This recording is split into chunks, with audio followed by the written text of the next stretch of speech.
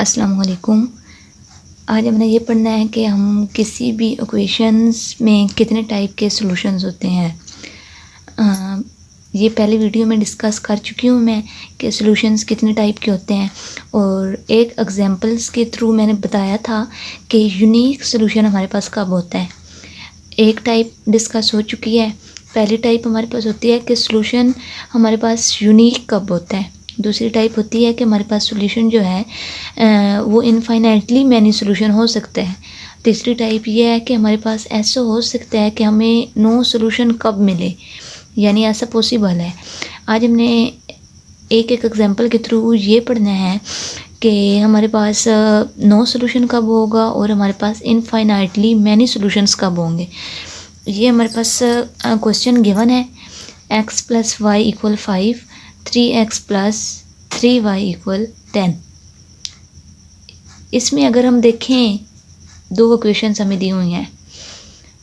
अगर हम by elimination method से इसे सॉल्व करें तो फर्स्ट वाली इक्वेशन को 3 से मल्टीप्लाई करेंगे। 3 से मल्टीप्लाई करने से ये क्या बन जाएगी, 3x प्लस 3y। हमें वाज़ेह पता चल रहा है कि जो इक्वेशन 1 है ये इक्वेशन 3 के थ्राइस टाइम है, यानी अगर मैं इसको 3 से मल्टीप्लाई करूं तो ये इसकी सेकंड इक्वेशन बन सकती है, लेकिन सिर्फ लेफ़्ट साइड। राइट साइड पे अगर मैं 3 से मल्टीप्लाई करूं तो ये 15 बनेगा। 15 और 10 इक्वल नहीं है, लेकिन 3x प्लस 3y और 3x प्लस 3y ये दोनों आपस में इक्वल होंगे। इक्वेशन 1 मल्टीप्लाई बाय 3 से मल्टीप्लाई करने के बाद इक्वेशन आ गई 3x plus 3y equal 15। Equation 2 को और 3 को सॉल्व किया, ये इक्वेशन नंबर 2 है, ये 3 है। इनको सॉल्व करने के बाद बाय एलिमिनेशन मेथड यहाँ पे कौन सा साइन है, प्लस का साइन है, तो जब इनको सब्ट्रैक्ट करेंगे तो यहाँ पे नेगेटिव आ जाएगा, यहाँ पे भी पॉजिटिव है, यहाँ पे भी नेगेटिव आ जाएगा, यहाँ पे भी नेगेटिव आ जाएगा। ये दोनों इधर पॉजिटिव है इधर नेगेटिव है, ये दोनों आपस में क्या हो जाएंगे, कैंसिल हो जाएंगे हमारे पास। इधर भी नेगेटिव इधर भी नेगेटिव, इधर पॉजिटिव और नेगेटिव आपस में हमेशा कैंसिल हो जाते हैं। पॉजिटिव पॉजिटिव कभी कैंसिल नहीं होते, नेगेटिव नेगेटिव भी कभी कैंसिल नहीं होते। हमारे पास हमेशा साइन का ऑपोजिट होना बहुत ज़रूरी है। जब भी इक्वेशंस को हम सॉल्व कर रहे होते हैं, जब साइन हमारे पास ऑपोजिट होंगे तब भी हमारे पास इक्वेशन जो है हम काट सकेंगे। अब इसका मतलब क्या है कि जब भी हमने एलिमिनेशन मेथड लगाया, हमारे पास अगर 2 वेरिएबल्स होते थे तो एक एलिमिनेट हो जाता था। अब अगर 3 होते थे तो अंदर से एक एलिमिनेट होता था, 2 बच जाते थे। लेकिन इन इक्वेशंस में क्या हुआ है कि दोनों वेरिएबल जो हैं वो एलिमिनेट हो गए हैं, यानी x भी एलिमिनेट हो रहा है, y भी एलिमिनेट हो रहा है। इसका मतलब क्या है, इस इक्वेशन 0x यहाँ पे बच रहा है, यहाँ पे भी 0y बच रहा है। इस इक्वेशन की तो कोई सेंस ही नहीं है। मतलब 5 इधर आंसर आ रहा है, ये किसका 5 आंसर है, ना x का है ना y का है। जब ऐसी सूरत हाल बन जाए कि एक साइड पे 0 दूसरी साइड पे नॉन ज़ीरो आंसर आ रहा हो, तो उन इक्वेशन का हमारे पास सोल्यूशन होता है नो सोल्यूशन। ठीक है, जब हम x और y की कोई वैल्यू ही नहीं मिल रही, x और y हो ही समझो ख़त्म गया है, तो हम इसमें भी अगर पुट करके देखें तो हमारे पास ये वेरीफाई नहीं होगा। तो इसका मतलब है कि इस सिस्टम का, यानी इन इक्वेशंस का जो सोल्यूशन है वो हमारे पास नो सोल्यूशन है। इधर मैंने लिख भी दिया कि left side of the equation 2 is thrice of equation 1 but the right side of the equation 2 is not thrice. ठीक है, लेफ्ट साइड थ्राइस टाइम है और राइट साइड थ्राइस टाइम नहीं है। अब equation 4 makes no sense, so this linear system has no solution. नीचे reason बता देंगे कि क्यों लीनियर सिस्टम है।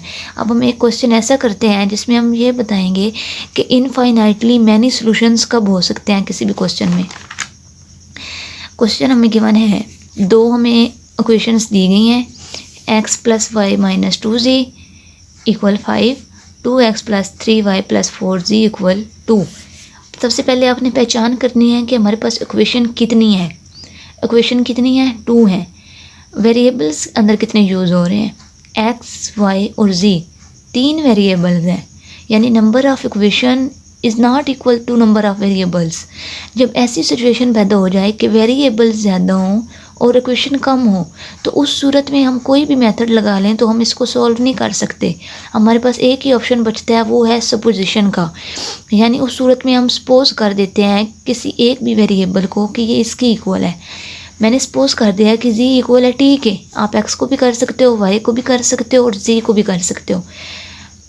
अगर मैं इन दोनों इक्वेशंस को सॉल्व करना शुरू भी कर दूं, अगर मैं सपोज नहीं भी करती तो ये सॉल्व नहीं होंगे। फ़र्ज़ करो मैंने सॉल्व किया भी है, एक्स एलिमिनेट हो जाएगा, वाई और जी की वैल्यू बच जाएगी। फिर इसको कैसे सॉल्व करेंगे? थर्ड तो इक्वेशन ही नहीं है जहाँ उन पहली दो को सॉल्व करके फिर उससे वैल्यू निकाल के इसमें पुट कर दी जाए। इसी वजह से हमारे पास एक ही ऑप्शन बचता है कि हम इसको सपोज करें किसी भी वेरिएबल को, एक्स वाई या जी। मैंने सपोज कर दिया कि जी इक्वल है टी के। अब क्वेश्चंस को सॉल्व कर दें। क्वेश्चन 1 को मल्टीप्लाई करवाया 2 से, 2x + 2y - 4z = 10 बच गया। नीचे वाले क्वेश्चन एस्टेस आ गई। x क्या हो रहा है? एलिमिनेट हो जाएगा और y और z की वैल्यू यूं ही आ जाएगी। अब z जो सपोज किया है, इधर z की वैल्यू पुट कर दें। -y - 8z है तो आप z की जगह पे पुट कर दें वैल्यू उसकी t की, या -8z - 8 = y। एक दफ़ा y की वैल्यू निकाल लें यहाँ से, इक्वेशन 1 में पुट कर दें। पुट इन इक्वेशन 1 में पुट की x प्लस -8z - 8 - 2z = 5। यहाँ पे रीअरेंज कर लें इस इक्वेशन को तो x की वैल्यू क्या आ रही है? 13 + 10z। अब यहाँ पे आप z की वैल्यू पुट कर दें, z = t। अब हमें वैल्यूज़ किस किस की निकालनी थी? x की, y की और z की। x की वैल्यू क्या आई है? 13 + 10z। z की जगह पे t पुट करें, x = 13 = 10t। y की जगह पे इसकी वैल्यू पुट करें, y = -8t - 8 आ जाएगा। तो z को तो हमने वैसे ही सपोज कर लिया है कि ये t के इक्वल है। अब सवाल ये पैदा होता है कि ये t है क्या? हम कहते हैं कि where t is any real number put the value of t we obtain different answer. t एक रियल नंबर है, इसमें कोई भी वैल्यू पुट की जा सकती है। t अगर मैं 1 up to infinity time put करूं, अगर मैं t की वैल्यू 1 पुट करती हूं तो मुझे क्या आंसर मिलेगा? t की वैल्यू 1 पुट करने से मुझे आंसर मिल रहा है x = 23, y = -16, z = 1। ये एक सोल्यूशन मिल गया।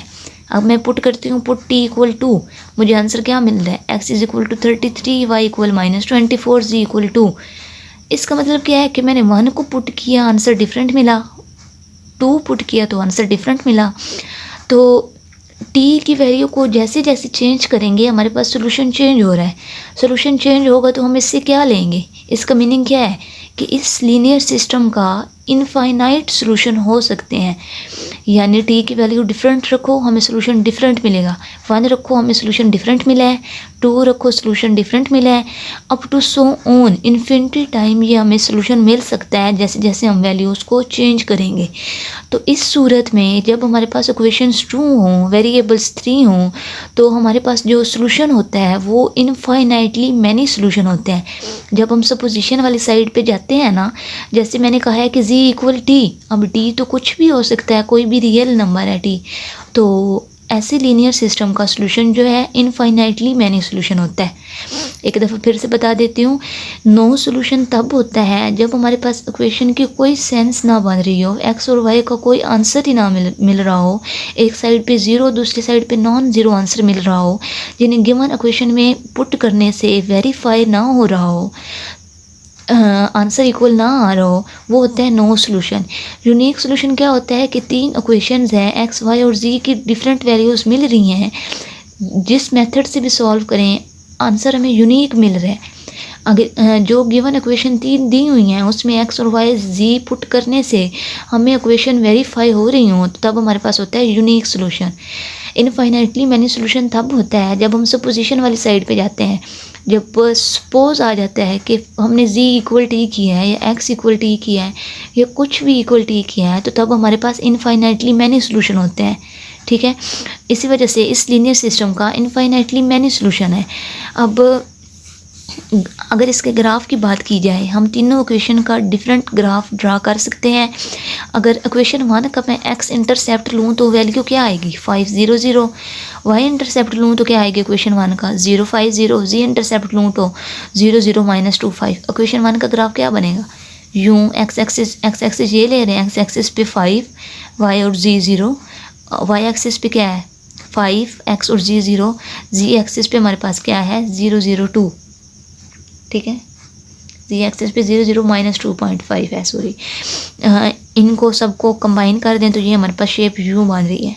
इक्वेशन नंबर 2 का अगर ग्राफ ड्रा करें, एक्स इंटरसेप्ट लेंगे तो 1 0 0, एक्स पे 1 पॉइंट है, वाई इंटरसेप्ट पे 0.66, वाई की वैल्यू यहाँ आ जाएगी, जी इंटरसेप्ट पे 0 0 2। इन सबको कंबाइन कर देंगे तो हमारे पास एक इस टाइप की शेप बन जाएगी। ठीक है, ये ग्राफ था 2 इक्वेशंस का जो हमें गिवन थी। ठीक है, आज हमने पढ़ा है कि इनफाइनाइटली मैनी सोल्यूशन कब होते हैं और नो सोल्यूशन कब होता है।